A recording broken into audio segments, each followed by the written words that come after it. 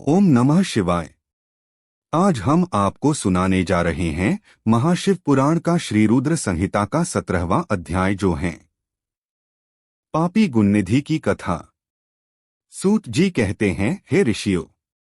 तत्पश्चात नारद जी ने विनयपूर्वक प्रणाम किया और उनसे पूछा, भगवान शंकर कैलाश पर कब गए और महात्मा कुबेर से उनकी मित्रता कहाँ और कैसे हुई? प्रभु शिवजी कैलाश पर क्या करते हैं? कृपा कर मुझे बताइए। इसे सुनने के लिए मैं बहुत उत्सुक हूँ। ब्रह्मा जी बोले, हे नारद, मैं तुम्हें चंद्रमौली भगवान शिव के विषय में बताता हूँ। कांपिल्य नगर में यज्ञदत्त दीक्षित नामक एक ब्राह्मण रहते थे, जो अत्यंत प्रसिद्ध थे। वे यज्ञ विद्या में बड़े पारंगत थे।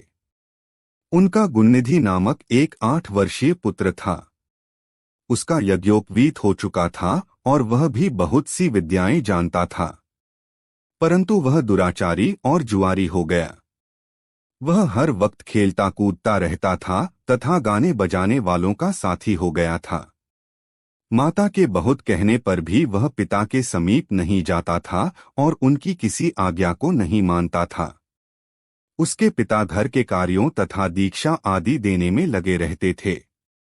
जब घर पर आकर अपनी पत्नी से गुणनिधि के बारे में पूछते तो वह झूठ कह देती कि वह कहीं स्नान करने या देवताओं का पूजन करने गया है। केवल एक ही पुत्र होने के कारण वह अपने पुत्र की कमियों को छुपाती रहती थी। उन्होंने अपने पुत्र का विवाह भी करा दिया। माता नित्य अपने पुत्र को समझाती थी।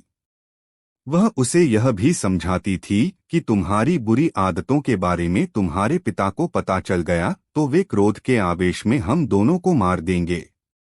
परंतु गुणनिधि पर माँ के समझाने का कोई प्रभाव नहीं पड़ता था। एक दिन उसने अपने पिता की अंगूठी चुरा ली और उसे जुए में हार आया।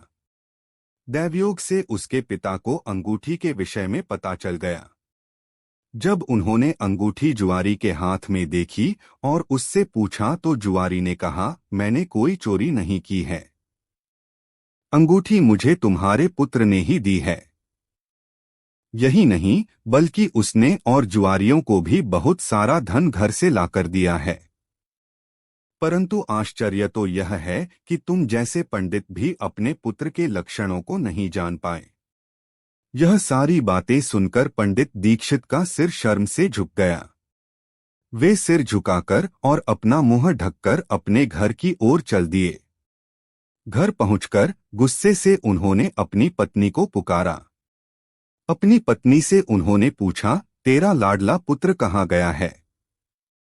मेरी अंगूठी जो मैंने सुबह तुम्हें दी थी वह कहाँ है?